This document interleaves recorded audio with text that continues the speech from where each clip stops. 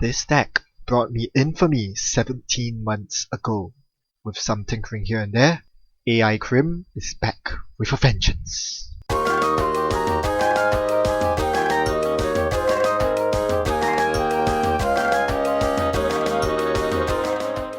Hey everyone, for the benefit of the folks who have been with my channel for a long time, this deck is a huge retrofit. It's basically an extreme makeover. We have a different ID, we have even a different AI breaker. We are using FAUST instead of Beta. What is the premise behind this deck?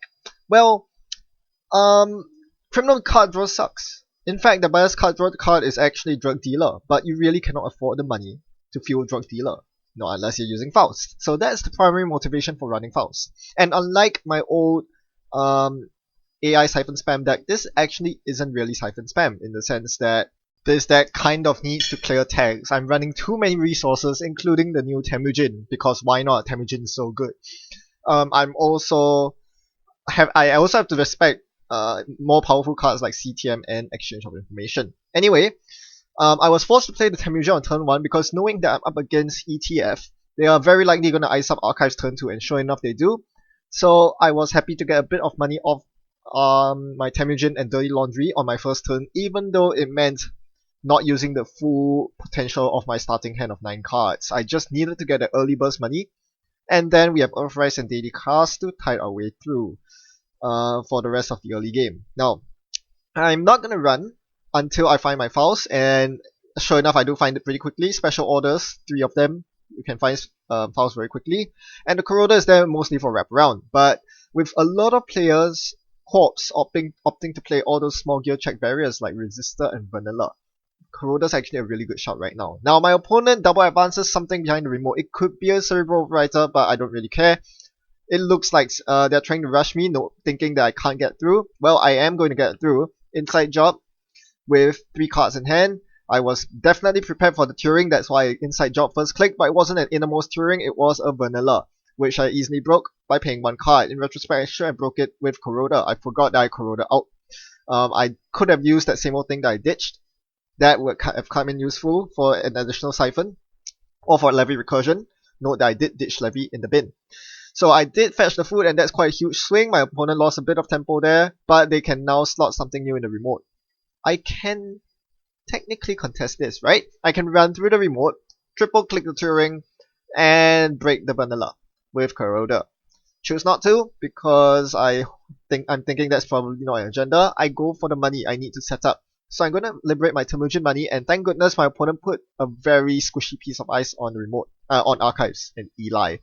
This is where E3 comes in. E3 is fantabulous against ETF. Any sort of HB for that matter. Eli is a click and a card. Sorry, a click and a cred for that matter. And I'm gaining 5 credits off the back of it. So basically it says spend 2 clicks to gain 4 credits, which is not too bad. It's not shabby at all. In the meantime, I'm still drawing extra cards with Drug Dealer. I do have money to pay off the Drug Dealer, and in fact I'm drawing a lot of Dirty Laundries. So I could use the Dirty Laundries to get more Temujin money off. And in the meantime, my opponent is drawing out with J-Howl. J-Howl needs to be killed, but I can't really go into the remote. That is too expensive for me. So what's my next move here? Probably playing the account Siphon, right? I've been holding it in hand for so long. I do have the FAUST out. I'm ready to Siphon. I hit the big bad toe move. Now, I wasn't really in the best of conditions. I wasn't in tip-top condition when I was playing this. It was late at night. I use the same excuse every time, but I really shouldn't be doing this. I should have jacked out. He is only 1 credit after raising the toe move. What was I thinking? I'm such an idiot. Well, yeah. And I really pressed the continue, and I'm like, wait a minute. That Siphon's not gonna do jack. I guess I just access. I mean, he probably has an agenda in hand. He didn't really overdraw with the Jackson. And I saw an Eli. What a run, man. My hope was that I would draw into the emergency shutdown that was in my deck. On my next 2 clicks. Very, very optimistic, I know. But I did not, of course, so Tobu stays rezzed, and I get a free run on R&D. Get a credit, get an access, why not? My opponent's poor. On 1 credit, really the only thing they can res is a Fairchild 1.0. That would be really annoying, but it wasn't. It was a lateral growth. That's fine. So Now we have forced a lot of ice reses. My opponent is somewhat poor, but lateral growth brings them back up to speed. And now I have to ask myself, what is my next line of play? HQ is kind of sealed off until I find an emergency shutdown. Toll booth is not really something you want to deal with. There are no decoders in my deck because decoders for criminal are just a right pain. So this is another reason for playing Faust instead of proper decoder, because proper decoders are just so bad. I run into another code gate, this time on R&D. It's an Enigma. That one's easy to break. I have E3, I have stuff. And then I inside job his remote, the lateral growth remote, thinking there's an agenda there. It's not, it's an advanced assembly lines, which I trash. So this seems like a very, very good scoring window if you're looking from my opponent's perspective. The Jackson is gone, so they probably still have a couple of agendas in hand. And they're very likely to chuck an agenda in the remote right now, thinking I can't get in. But that's the problem with Turing, it's very porous. Even without same old thing or inside job available to me, even though it has been baited out the last turn, I can still triple click and break for 1 credit, getting the credit back with Desperado. Essentially, I'm spending my entire turn to keep my opponent honest, and that paid off. It was a beta test. So my opponent did not manage actually to make a remote server taxing enough to keep me out. And that was a big problem because my opponent basically lost 4 points. That's half the game. 4 points to me. Those 4 points should have been his, but because he was so intent on rushing out in the remote, those 4 points went to me instead, and that was big trouble. I wasn't even placing pressure on HQ, right? He could have kept those agendas in hand. That shutdown, that toll booth on HQ is doing wonders, but with shutdown drawn, I'm definitely looking to prey on HQ very soon. But without an account siphon, there's not much reason to actually run HQ at this point. Sure, there might be cards in there, but without a legwork, it really isn't worth it. So I'm just gonna take my last Temujin money off archives, so that I can, so that now with Temujin gone, I can now play the second Temujin from my hand. You can overwrite the first Temujin with the second, but why bother doing that when you can just take the money using a Dirty Laundry? That felt like a better decision to me. With 1 click remaining, I have nothing better to do. I don't want to overdraw and discard. I don't want to click for credits. I don't really need to click for credits at this point. I decided to direct Temujin on R&D, where my opponent has placed a lot of eyes on. It seems like a questionable decision. I'm actually trying to divert my opponent's attention here. What I really want to do is to draw into my next account siphon, then fem the toll booth and go in for the account siphon. Because I just drawn my fem, that seems like a smart thing to do. That's my account siphon. Problem is I can't play this turn. You see me hovering my mouse over the siphon? I can't do it. I can't do it because I have a Temujin on the table. I'm really tempted to do it, but I can't. Instead, I click for a credit. Not the best play. Maybe I should have drawn, but I really needed to siphon on first click or second click so that I can clear the tags. That is very important. I cannot let Temujin or Turning Wheel die. Now, my opponent is very smart. Saw that coming, 1 step ahead of me, eyes on HQ. So what do I do here? Well, I'm basically forced to play the fem at this point. Fem the toll booth. No, that's not what I did. I went for R&D, and I saw the architect.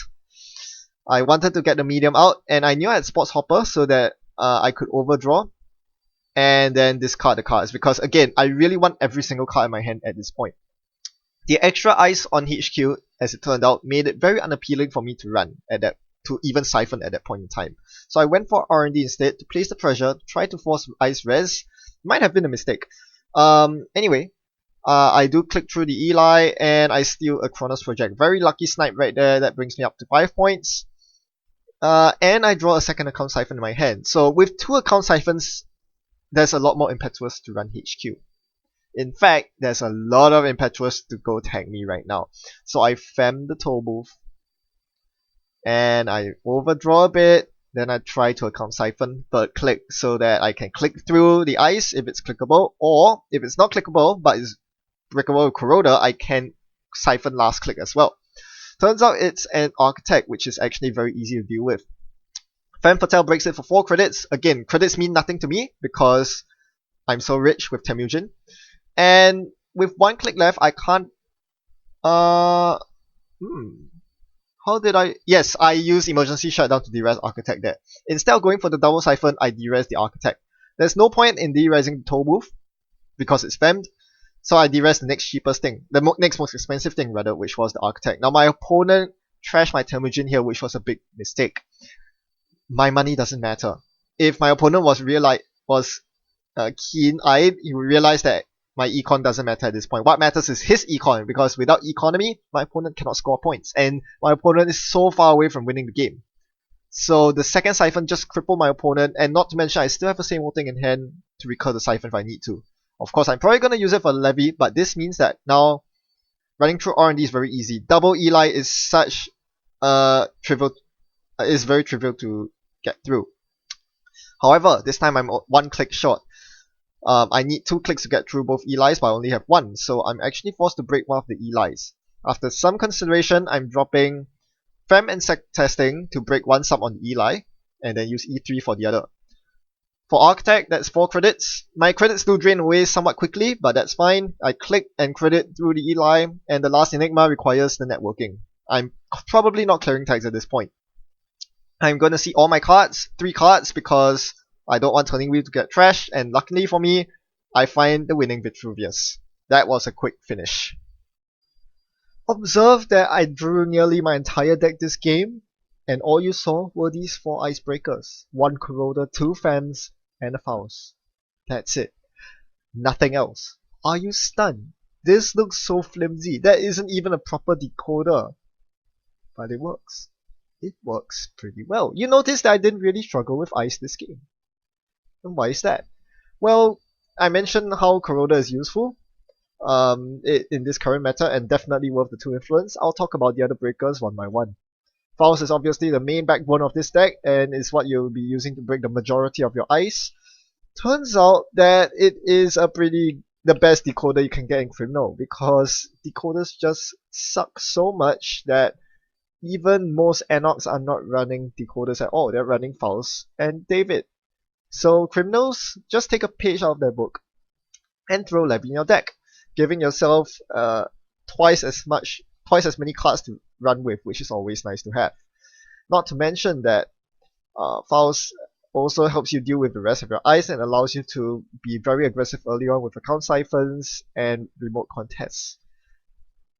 Even with the hard to deal with code gates such as the expensive ones like Tollbooth and DNA Tracker, or the cheap ones even like Archangel and Ravana, you always have a solution, be it with shutdown, credit denial, E3 feedback implants, tracing through, you even have Sports Hopper to up your link a bit. There are many solutions to deal with Corp Ice, and you don't really have to be holed into playing a decoder anymore. Once you free yourself of that mindset, suddenly you realize you can open so many other deck slots for running things other than breakers, which is quite important in this current climate. Femme Fatale is a very key part of this deck as well. It is the universal breaker in the game. A lot of people don't realize that, and Femme doesn't see a lot of play. There are so many ways of cheating it in, and it's often much better played in another faction, in conjunction with Retrieval Run or Stim Hack, or Test Run. But since it's a criminal card, why not use it in criminal?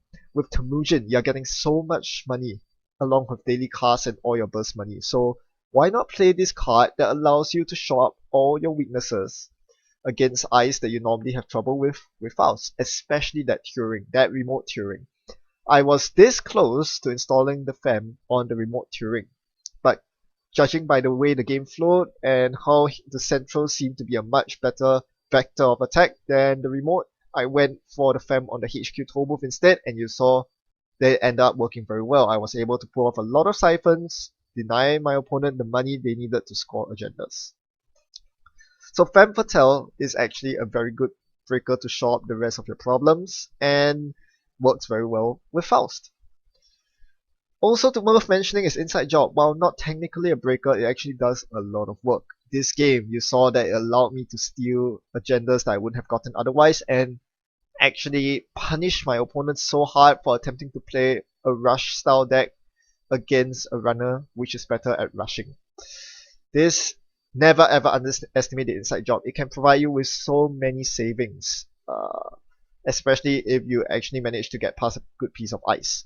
Especially in the early game where you might not have found your FAUST yet, or more importantly, if you're trying to avoid something like hard-hitting news against CTM, being able to bypass a Raven early on is a huge deal, not just saving you the money from clearing attack, And also getting past Turings on remotes is also another good use of Inside Job, one which I very clearly showed this game.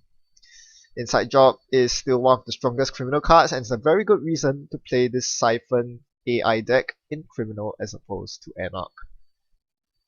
There's a lot more I can talk about this deck, but I'll leave it for a future video. Thanks for watching, happy net running, see you around.